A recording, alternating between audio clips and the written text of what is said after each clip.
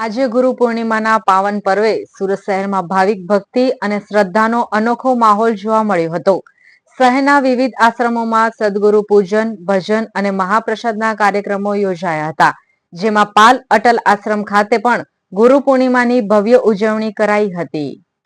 સુરતના પાલ વિસ્તારમાં આવેલા અટલ આશ્રમ ખાતે ગુરુ પૂર્ણિમા મહોત્સવ ભવ્ય રીતે ઉજવાયો હતો.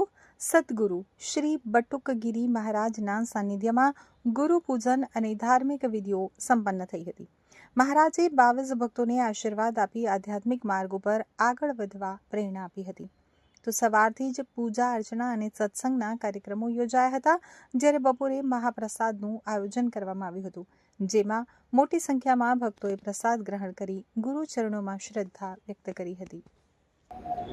મિત્રો, વ્યાસ પૂર્ણિમા યાને ચારો વેદોના આધારે આપણે આપણા જીવનનું ભરણ પોષણ અને જીવન જીવતા હોઈએ. અને પહેલા કોઈ ગુરુ હોય તો એ આપણા માતા પિતા છે, જેને આપણે જગત દેખાડ્યું છે, જન્મ આપ્યો છે, અને ભણી ગણીને હોશિયાર કરી અને બીજા આપણા ગુરુ હોય તો આચાર્ય ગુરુ છે, જેની પાસે આપણે વિદ્યા ભણ્યા છે. ત્યારબાદ આધ્યાત્મિક ક્ષેત્રમાં જવા માટે આપણા ગુરુ, હવે આધ્યાત્મિક ગુરુ તરીકે કોઈ મહાન પુરુષોને આપણે શરણ જતા હોઈએ છીએ, એમના આશીર્વાદ પ્રાપ્ત કરતા હોઈએ છીએ. એને આજે વ્યાસ પૂર્ણિમા કીધી છે. અને આ વ્યાસ પૂર્ણિમા ચારો યુગોથી મનાવવામાં આવે છે. કેમ? ભગવાન કૃષ્ણના પણ ગુરુ હતા, રામના પણ ગુરુ હતા. શી જરૂર હતી? ભગવાનને જગત ગુરુ કહેવામાં આવ્યા છે. વંદે કૃષ્ણમ જગત ગુરુ.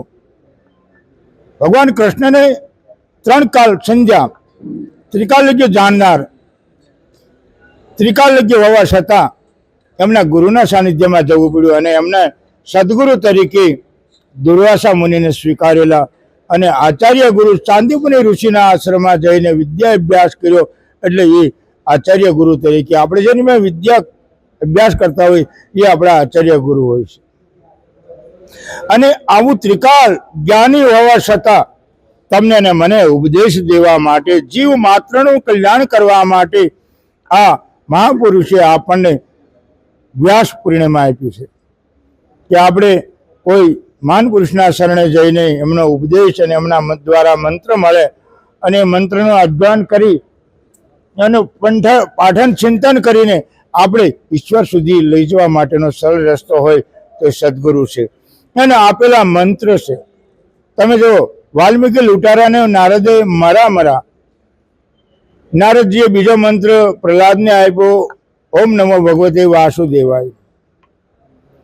એક કબીરને રામ મંત્ર આપેલો. આ બધે મહાન પુરુષોને ગુરુ દ્વારા મંત્ર મળે, અને એ મંત્રનું તમે ચિંતન મનન અને જેટલા કલિકાલ યુગ કેવલ નામ યાધારા સમર સમર ભાવ ઉતરી પારા ગુરુ દ્વારા મંત્ર મળેલો હોય અને એનું પઠન ચિંતન કરો તો સહજ રીતે મુક્તિ છે. આપણે શક કરશું, શંકા રાખશું, આમ થશે કે ન થશે, પણ મિત્રો યાદ રહે, સૂર્ય પછી ચંદ્ર ઉગે છે, ચંદ્ર આથમે તો સૂર્ય ઉગે છે, રાત પછી દિવસ આવે છે, સુખ પાછળ દુઃખ હોય છે, દુઃખની પાછળ સુખ હોય છે. એમ પરમાત્માના રસ્તા તરફ તમે ડગ મૂકો તો ઈશ્વરની પ્રાપ્તિ પણ સહજ છે. આવો ગુરુ પૂર્ણિમાની મંગલ શુભકામના સાથે અટલ આશ્રમ પારદેશ્વર મહાદેવ મંચ શ્રી બટુગીરીજી